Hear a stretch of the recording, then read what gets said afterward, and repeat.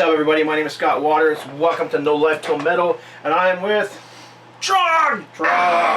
and we are here to do Kiss! Kiss. Yes. You wanted the best and you got it.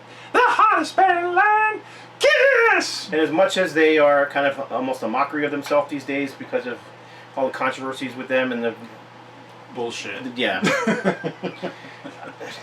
I'm still a Kiss geek at heart. That's just Oh yeah, I grew up with them. It's hard to. You can't just shed that stuff. Nope. So, what we thought we were going to do, we've been talking about it for a while, probably a couple years. Yeah.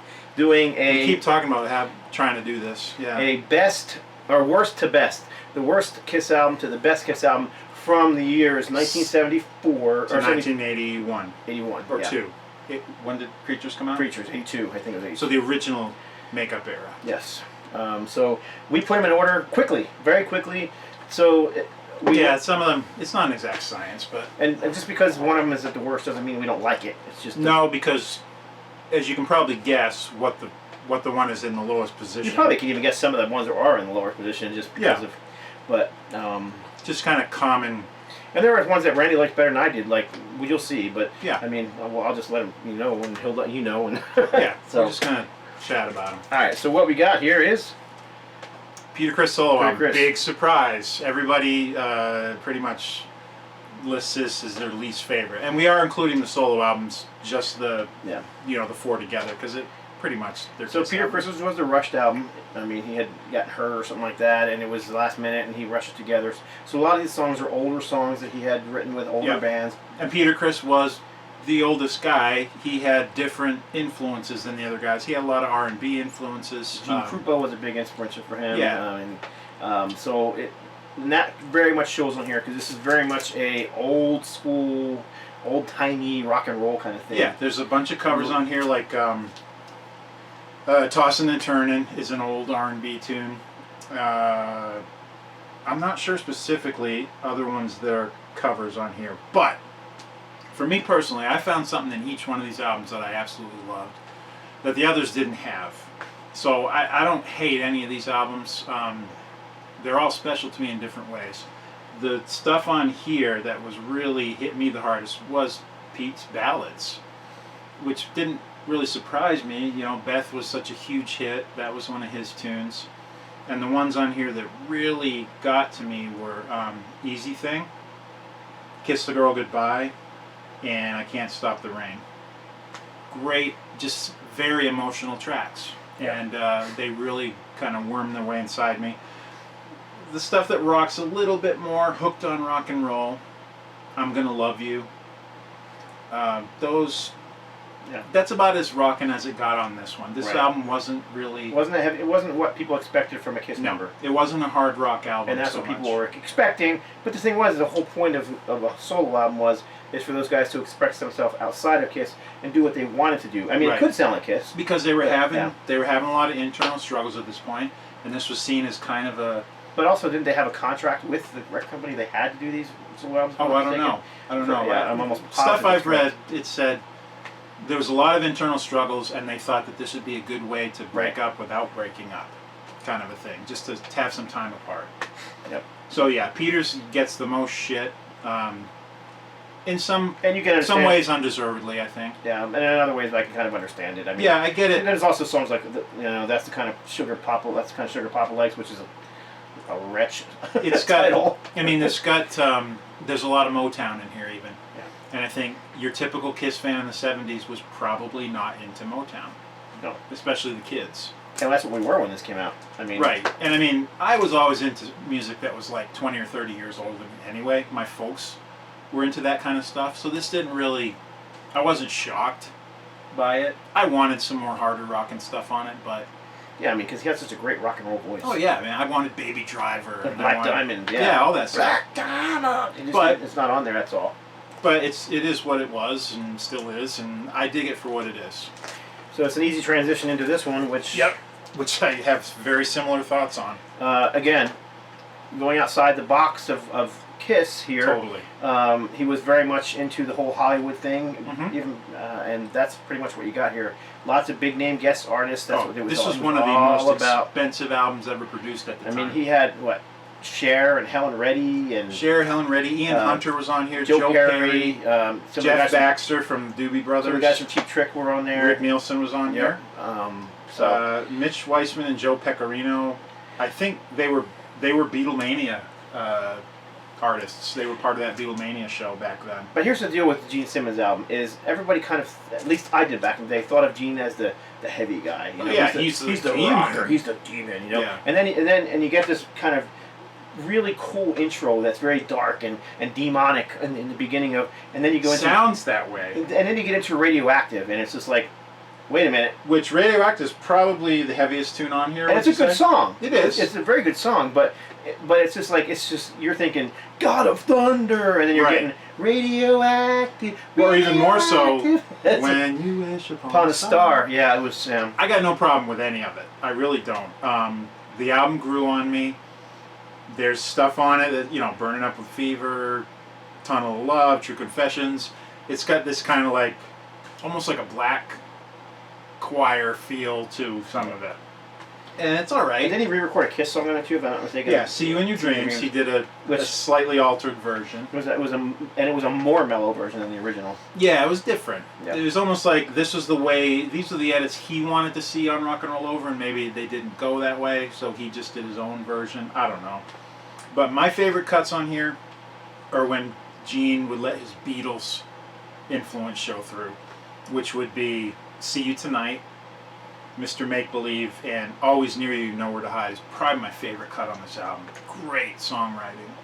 But again, it's not really what Kiss fans were looking for. They wanted Kiss albums. And that was just the way I was too. I was a young kid. I was, literally in grade school or middle school, and it just, to me, this was just like, why is Gene Simmons singing a Disney song? I mean, and when you know why he did it, I was much more. I mean, it was definitely weird, but as far as the way I understand it is, Gene learned to speak English by watching movies, Wide World of Disney on weekends and stuff, and so that was a very emotional thing for him. And you can hear his voice breaks in it, like he's crying when he's singing it. Yeah. But it's a bit outside of the fire-breathing, blood-spitting demon image that... Yeah, it's not God of Thunder, which at the time I had no idea that Gene Simmons didn't write God of Thunder. You just assume the songs they sang, they wrote. It's a Paul song. Yeah, Paul wrote the song, yep. So, and I think a lot of it has to do, too, with the producers they chose to do these different solo albums. I mean, you had Poncia, who did this, and that's his style. Vinnie Poncia did Im Nast, too, right? He did, and Dynasty. Right. So very slick. Very slick, and we'll get into more of that later. But I don't know who produced Gene's. I think my Gene actually did it, and I think actually they all came with posters. I've got all the fold out. And they posters. all came with the little inserts where you could buy this stuff. But Peter's came with an additional one that the others didn't. It came with an additional one that just had all the credits listed. And the thank you list. Yeah, the thank you. All of them say to the other three members, but Peter's had an extra guy who I still don't know who it is. And, well... There's Michael Ben... To Ace, Paul, and Gene, and to Michael Benvenga. I don't know who a Michael Benvenga is. I'm sure someone does. But... Yeah, Peter's had, because his was rushed, because it was last minute, they didn't get all the credits on the actual album itself, so they printed the insert. Right. So, all right, next up. That's right, and look at it. Gene's is full. Yeah. Peter's is not. Right. So, yes. I don't want to feed into the hatred for these albums because I personally do like them. No, I said, I don't hate any of these albums. No. So, I can critique them and say what I don't like or why I didn't like them when I first heard them, but... And most of that is based on expectations. Right. Because as a kid... Like I said, I'm a Kiss fan at heart, so I pretty much like all of it. That was the thing. I was so starstruck by Kiss in 1978 that they could have done pretty much anything and I would have found a way to like it. Right, and here's an example of that, 1978. Double Platinum. This was just prior to this big solo album thing. Yep, and we were all waiting for the new Kiss album to come out. I mean, we had Kiss Alive, we had Rock and Roll Over, we had Destroyer and Love Gun, and we were all fanatics. I was a fanatic. Oh, totally. We just couldn't wait for the next Kiss album to come out. And what we got was this, which was, this was a Band-Aid. This was them trying to keep the band... It was Kiss's greatest hits, basically. Pretty, I mean, it's a double album. What band that has been around at this point, 4 years? 4 years can put out a double greatest hits album? Not really, but... The thing is, it really didn't have any hits other than Beth, but... Right. with Kiss, and here we got and this is all foil lined, so it ages horribly, but we got the obligatory order form and the double platinum, fake platinum record award. Yep. You can't own this without having those in there. No. If Mine's a little beat up. If you do, you're a poser, right? Oh, totally. I'm a poser anyway. Yeah. So, but we had a re-recorded version of Strutter in there, which. Yep. Strutter 78. It's got some different. It's definitely not an improvement. I don't know that it was re-recorded so much as it was like a remix. I'm pretty sure it was re-recorded. It was re-recorded in '78. Because it sounded a whole lot like the original Strutter. Yeah. But just updated I don't know. sound-wise. I don't know. I could be wrong now. I've read so many Kiss books and biographies, and then I get it mixed up sometimes. But it doesn't matter. It's definitely a more upbeat, poppier version of the more heavy sound of the original Strutter. Right. And definitely, I mean, still on the side of the very first Kiss album rather than the version that was on Alive. And I don't think there's anything on here that was other than that. There were a few. What was it? Detroit Rock City doesn't have the intro or the car crash in it. Right. Rock Bottom is not the full song. Just got the intro on that one. I know there's some different versions throughout. I just can't remember what they all were. Yeah. I mean, it's a, you know, if you're a Kiss fan, you got it. Oh yeah. But I mean, of course. As far as it being, if someone said what Kiss albums are essential, Double Platinum would not come in No. my. It wouldn't. Well, it's not even in our top 10 because it's just not. It's not a top 10 Kiss album. The only thing to me that really holds any value other than nostalgia is it's got a couple of different versions of the well-known songs, just different mixes or. That's cool packaging. Yeah. Yeah, for the time, it's great. And I liked on the inside, it's got the pictures of them, the kind of embossed. Oh yeah, embossed. Yep. If you held them in the right light, it was almost like you could see them without their makeup on. Which is stupid because they're drawings anyway. But yeah, you know, I was a kid, so I was mooning over this stuff constantly. So next up, let me put this away real quick. The only reason I pulled this one out is because the songs aren't in the back, which is annoying. Oh, right. Here, There was a sticker on it initially. It was on the shrink wrap. All right, next up, this is Kiss Im Nast. Not a huge fan favorite. No, not. But I still liked it. There's a few cool things about it. First of all, the criticism. I never understood, and still to this day, why they went with Pontia as the.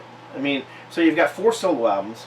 The ones that did the best were Ace Frehley and Paul Stanley's. Ace Frehley's by a lot. Oh yeah. The only one that actually garnered a hit, and it was done by Eddie Kramer, who had also worked with Kiss early on, and had done Rock and Roll Over, and and then they had tends to bring out Kiss's best true sound. Yeah. And then you've got Vinny, who gave us this kind of watered down sound that was very glossy, especially for '78, and that's who we're going to use to do our next album.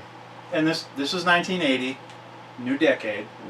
I know that had to play into it because they're obviously Kiss was not just. Well, I've also read that some of it was Peter Criss demanding that if he didn't get what he wanted, he would. Last I knew though that he didn't play on this. He didn't play on it. Yeah. Anton Fig did, didn't he? Yeah, most of it. Yeah. So, which man, just talk about lifelong Kiss fan. Then you find out what? Yeah. Peter Criss didn't play on a Kiss album. No. Ace Frehley didn't play that solo.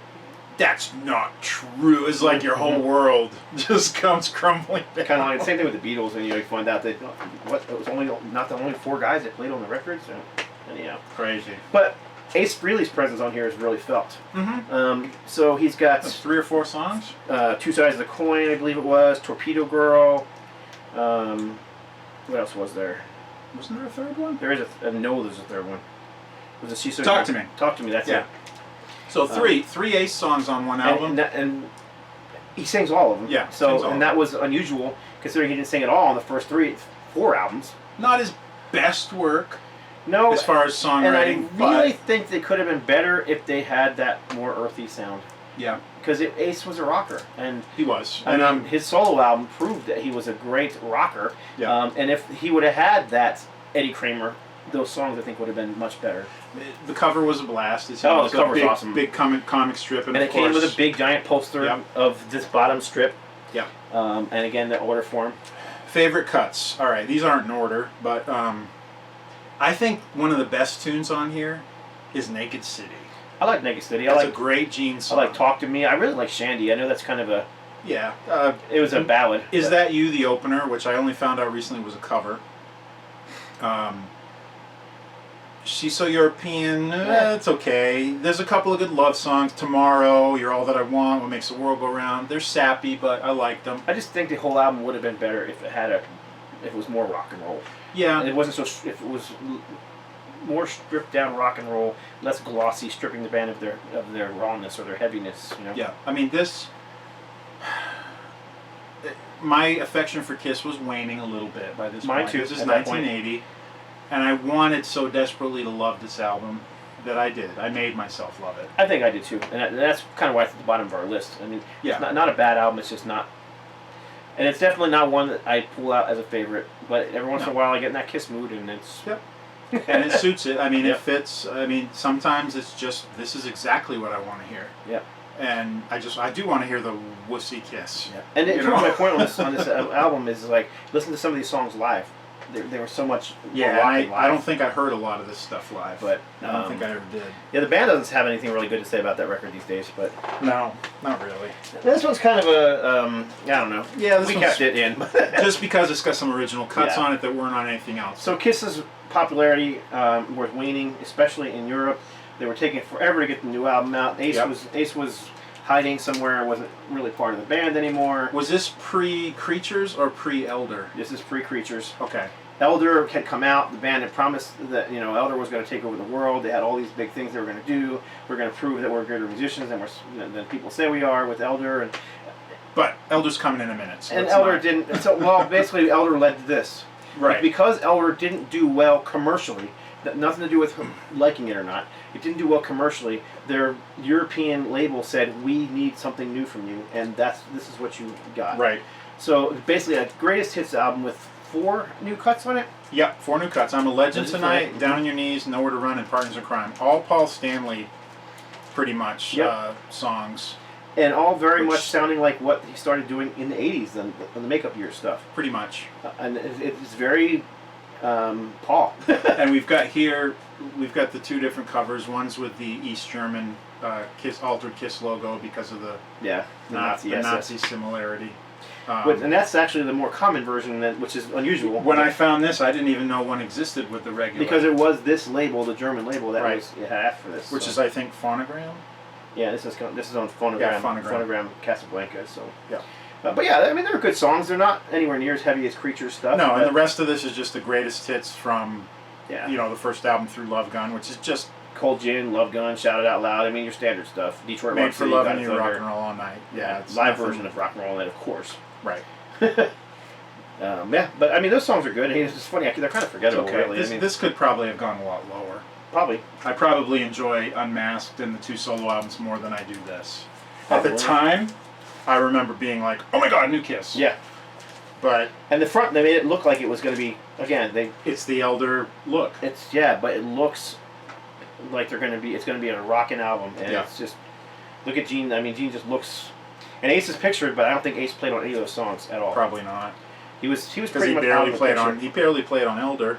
I don't think he played on Creatures of the Night at all. He played it. Yeah, the stuff. We'll get to Elder. All right. This one would have gone way up higher on my list, but because we kind of combined.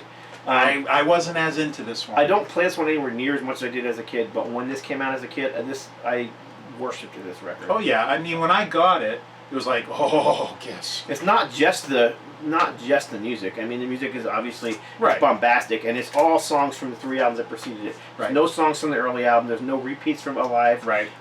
My favorite part of this album is the studio side on side 4. So let's talk about the studio cuts first. So you've got All American Man. Great tune. Great Paul Stanley rockin' track. Rockin' in the USA. The Gene track. It's kind of like an older rock and roll. Definitely has that kind of Beatle-esque or the British Invasion kind of sounds to it. Yep. Larger Than Life. Another Gene icon character song. Then you got Rocket Ride, which is actually a song that Ace was recording for his solo album and gave to the band. So you've got Anton Fig playing drums, and I don't believe any other Kiss member played on it other than Ace. Iconic Ace song. Yes. Okay. Great song. Totally. Great song. Could have fit easily on his And then they end solo. with a Dave Clark 5 cover of Any Way You Want It. You missed one. Did you? No, that's all. Oh, Any Way You Want It, yeah. Dave Clark 5 Dave cover. Clark 5. So, so those are the studio cuts. And then you had iconic shots. I mean, the headshots, those are classic, just like any other Kiss And I'm going to shot. open this one up because, I mean, just can't talk about Kiss albums without talking about the stuff that comes inside of it. Well, we skipped a bunch of inserts. Yeah, but these ones were just like... Yeah, the booklet had become a staple, especially... Well, I got 2 of them in here. Oh, cool. This pretty much is giving you a pictorial history of Kiss, which for me, anything that was pre-76 and involved with Kiss, I was all over it because I was fascinated with the origins. Yeah, and I just of looked the at... band. I can just remember listening to the record over and over and Yep. over and over, probably driving my parents crazy, Yep. looking at these pictures endlessly. Yep. Huge photo mistake in that one. I showed Randy this one time. In fact, we before. talked about this I on think one we of our did, videos in the middle. But I'm telling this you, is back before computer. way before Photoshop. Yep. But if you look very carefully at which it's very well done. I mean, unless you really know, if you look right here where the mic stand is, they edited the photo of Peter in from another picture and moved it over. Yep. But if you look very closely, right.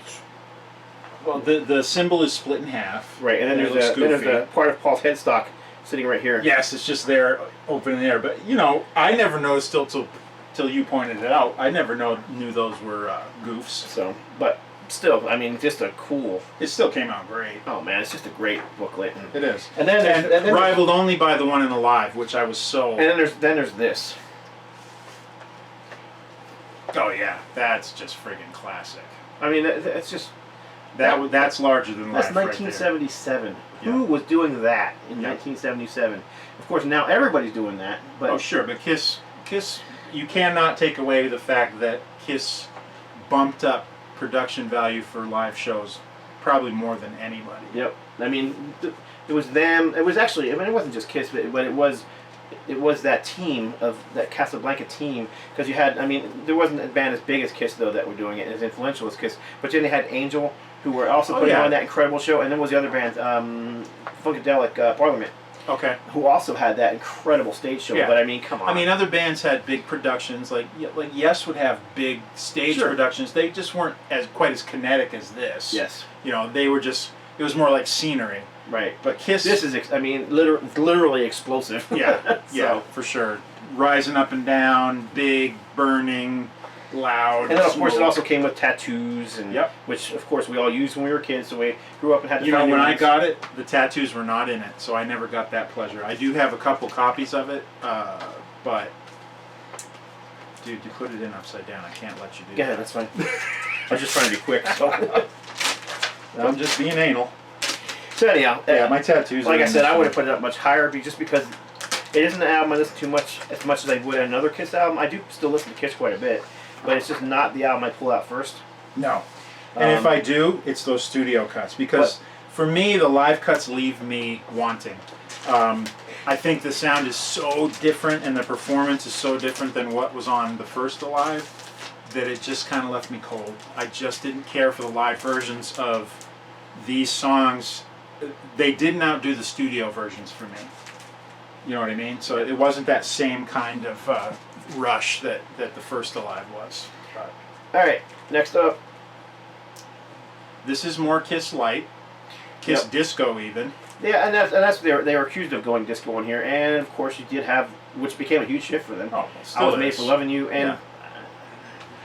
I didn't hate it. I didn't hate it, and I don't hate it now. I mean, I I really don't. don't. And every time I've seen Kiss play it, I totally enjoy it. Yep. I mean, I love the whole album. It's- It's full. It's got some more character songs in it, like X-Ray Eyes and Charisma. And Dirty Living, which Yeah. is a great song, and 2000 Man, was great Stones cover of the Stones cover. Awesome. Yep, Ace singing again on that one, and that was a regular song. Magic for them. Touch and Save Your Love, great songs. Sure Knows Something. There's not a song here I don't enjoy. Again, I question why wouldn't you use somebody like Eddie Kramer on this one, or even the guy who did Destroyer. Help me out here, Bob Ezrin. Bob Ezrin.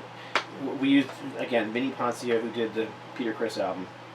So what do you get? You got kind of a watered down production. It robs the band of their rock True. and roll. And I guess on the upside of that, we have a fairly diverse sound when it comes to Kiss's catalog, especially the early stuff, when it was really noticeable. Not so much these days, because everything is so overproduced that it's really hard to hear those distinctions. But with every Kiss album, you kind of get a different sound on every one. Yeah. Almost as much as you get a different look. Yeah. So, yeah, I mean, could it have been heavier and more raw? Yeah. In a perfect world, it could have been. Yeah, but I mean, Still enjoyable though. Listen to those songs live. But well, the other thing is I want to mention on this one is it always bothered me that Peter Criss's makeup was uneven. To this day, it drives me nuts. Yeah. And there's a giant poster that came with this one, and it's not like that on there. So why was it like that on here? Probably different photo sessions. And this they started incorporating the colors more. Yes. Like Ace has got blue in his makeup, Pete's got green. And that came off of their solo albums. Right, and Gene's got the kind of red, a little bit around his eyes, but I think that's just his eyes. I don't really see the purple. Paul didn't have the purple at all. But it seemed like that was becoming, as much as the characters were unique, those color schemes were also unique to them because of the solo albums. Yep. Cool. Right. This album just rocked. I admit, This was, of the 4 Kiss albums, this was the most Kiss-like. and this was not my favorite when it came out, but this is one I've grown to love more. Yeah. As time Great went on. songwriting. This Very is good songwriting from Paul. Great vocals. I mean, for all the guy intents, he could sing. yes, for all intents and purposes, all 4 of them sang, but Paul was the lead singer. As far as I'm concerned, Paul was the main guy, followed by Gene, then Peter, and then Ace. But every song on here, I mean, Paul was the romantic stuff, so there's some real good love songs, but there's some rockin' shit on here too. Right, and I love this, but even the slower songs I love on here. Yep. Like Tonight You Belong to Me. That's a great song. There's a good balance between, the balladic and the heavy stuff, even within the same songs. It's very well written. I've always thought Hold Me, Touch Me was kind of another Wretch title. It's just... It's sappy. It's sappy, but I love it. But it's great. It is a good song. And there's just not a song on here I don't like. I always imagine singing that to my girl. That kind of shit when you're like 10 years old. I don't know if Paul could still, like... I know he did some solo tours back in the 90s and the 2000s where he played a lot of this stuff live. I would love to have had him actually just play this whole album live. Yeah. I don't know if he could... And Paul has had a couple of solo albums or just one since this? I think just one. Live to Win? Yeah. I don't think it's even close. It's okay. He was very time, of the times. It was 90s. Yeah. Yeah. So of course, because it was 90s, he had to, try to be grungy and yeah. Well, anyhow, this is very well done, and I think honestly, it fits well with Dynasty. If you would have asked me in 1978, if you would have asked me in 1988, this album would have come second to Ace Frehley's. Now I like it as much as Ace Frehley's. Yeah, I could probably say that too. But having said that.